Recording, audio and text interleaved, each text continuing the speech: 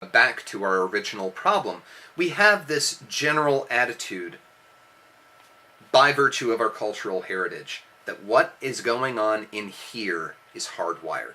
How often do you hear the phrase hardwired into the brain? Hardwired into the genes, hardwired into the fill in the blank. We take as given that the ways in which we conceptually relate to the problems of our environment and the potential solutions at hand is innate, is intrinsic. The intrinsic quality of our thought and the intrinsic quality of our relation to our thought is part of our cultural heritage. It's part of our cultural identity, and it is an aspect of both that I would say we can no longer afford to indulge.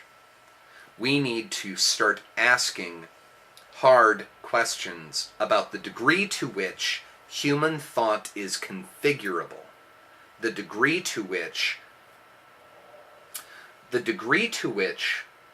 maybe, rather than putting emphasis on building new tools that humans can use, maybe we need to learn or start asking how we can get better at using the tools we already have. Maybe, and this is where we kind of open up the ground a little bit.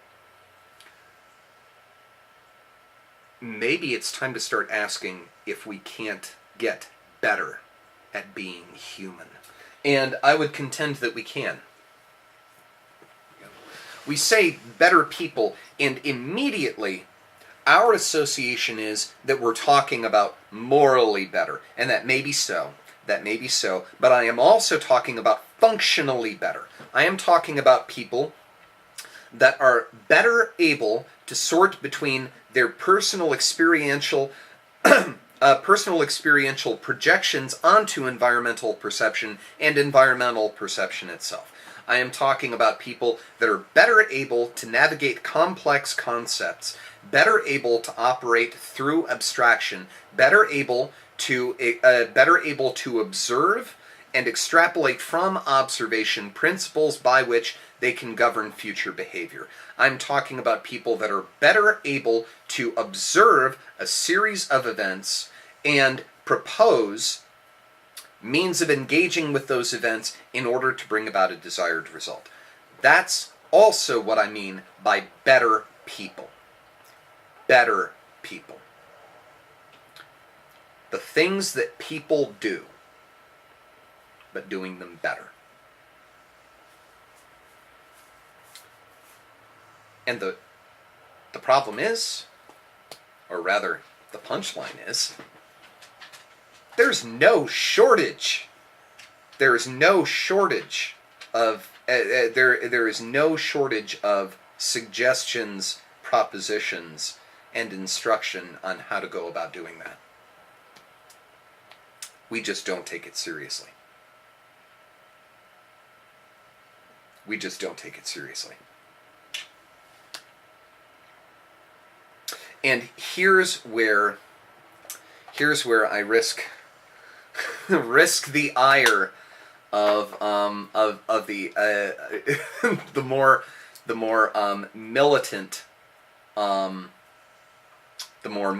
of my atheist friends.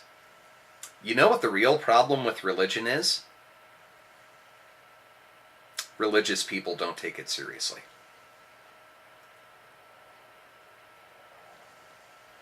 That's the real problem. The real problem with philosophy is that philosophers don't take it seriously.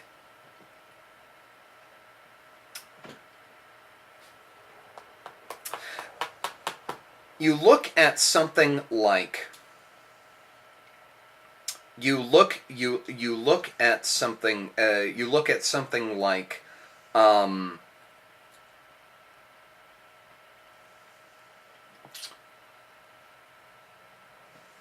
Paul's letter to Corinth. And you have some very specific moral principles that are advocated there. And those moral principles have metaperceptual aspects to them. How you relate to other people, how you construct an identity, how you build a notion of self and relate that notion of self to a space in which other selves exist. Fairly abstract thought, delivered pretty straightforward. Not frequently taken seriously. It's not frequently taken seriously. Not viewed as a point of sufficient importance to be worth disregarding immediate practical imperatives. You know, like I'm. The system breaks down when the Christian cares more about money than they care about God. It breaks down immediately. Cares more about, or when the rhetorician cares more about being right than they do about the precision of their argument, or when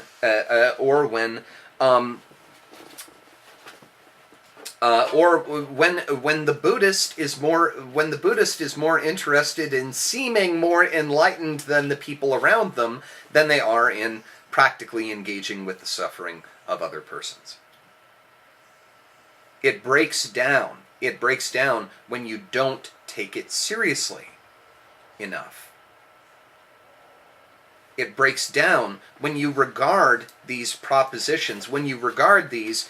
And we can debate. Now, hang on. We can debate on the validity or the efficacy of these differing sorts of instruction regarding how one should go about becoming better at being a person. We can debate that. But before that debate has any relevance whatsoever, we have to approach the problem from the attitude that, first, the human condition can be improved. Second, that the human state, the internal human condition, can be improved. That the human moral agency, the way in which an individual person impacts their environment, that can be improved. We have to start from those premises and then move into these are things which can be improved with skill. That there are skills involved in being a human being. And that those skills can be improved. I mean, honestly, I look at the is there a God? Is there not a God? Is the Bible valid? Is the Quran valid? I look at all of it and I say, it's premature.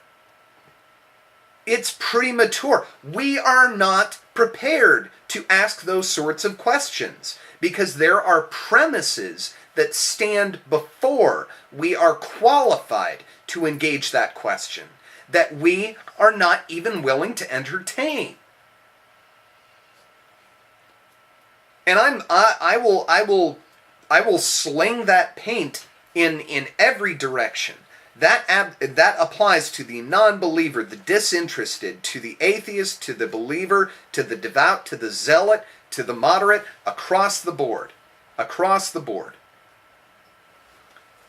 Until we seriously engage the idea that the human condition is responsive to instruction and that there is no element of it intrinsic, no element of it that cannot be mitigated, enhanced, or ameliorated via instruction, then we have no business commenting on these truth propositions which are ancillary to that primary point.